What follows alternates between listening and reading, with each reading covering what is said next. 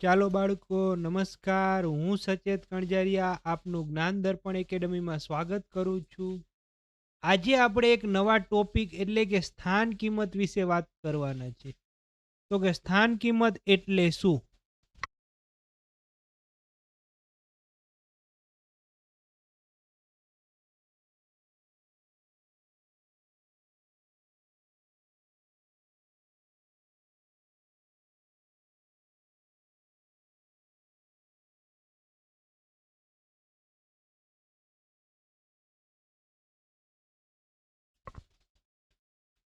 શું છે? તો કે સ્થાન કિંમત એટલે શું?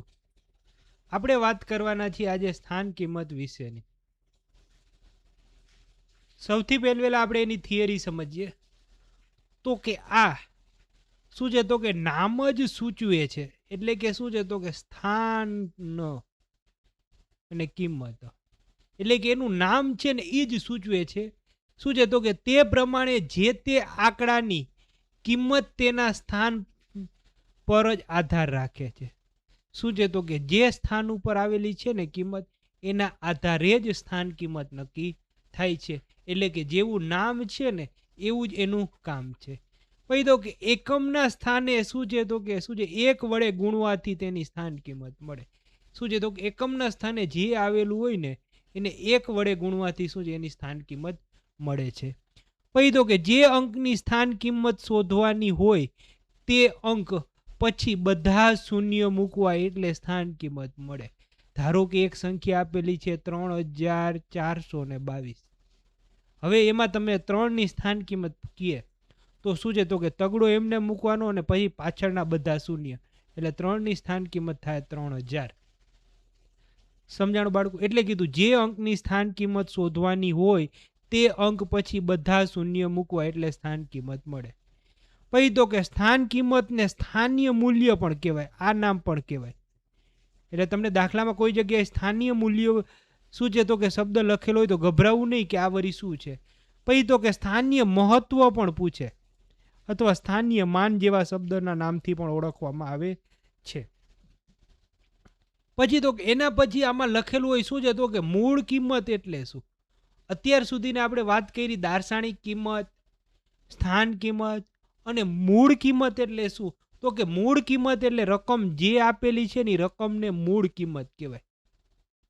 એટલે જે કિંમત લખેલી હોય તે જ કિંમતને મૂળ કિંમત કહેવાય. ધારો કે આવું કીધું કે 3877 માં 8 ની સ્થાન કિંમત અને મૂળ કિંમતનો સરવાળો. તો આ જે 3877 છે ને એને કહેવાય મૂળ કિંમત. આ ખાસ મગજમાં રાખજો બાળકો. તો હવે આપણે આગળ જઈએ અને શું છે? તો કે દાખલાની પ્રેક્ટિસ કરીએ. હા, એના પછી તો કે સ્થાન કિંમતમાં આવી રીતે પણ તમને આપી શકે. શું છે? તો કે 2 અંકની સ્થાન કિંમત હોય અને એમાં તમને સરવાળો કરવાનું કે તફાવત કે ગુણાકાર કે. બરાબર? એટલે આવી રીતે શું છે? તો કે દાખલાના પ્રકાર બની શકે છે. સૌથી પહેલા આપણે શું છે? તો કે સ્થાન કિંમત શોધવાના દાખલા ગણશું. ચાલો. શું છે? તો કે 8 ની સ્થાન કિંમત અહીંયા શું છે? અલગ અંક કરેલો છે એટલે અલગ અંકની શું છે? તો કે સ્થાન કિંમત કરવાની. 8 ની શું થશે? 80. અહીંયા 8 ની શું થશે? 800. અહીંયા 8 ની શું છે? તો કે 4 ની શું થશે? તો કે 4000. અહીંયા 9 ની શું થશે? તો કે 9000. અહીંયા શબ્દોમાં લખવાનું છે. 80, 800, 4000 અને પછી 9000. આ રહ્યો એનો જવાબ.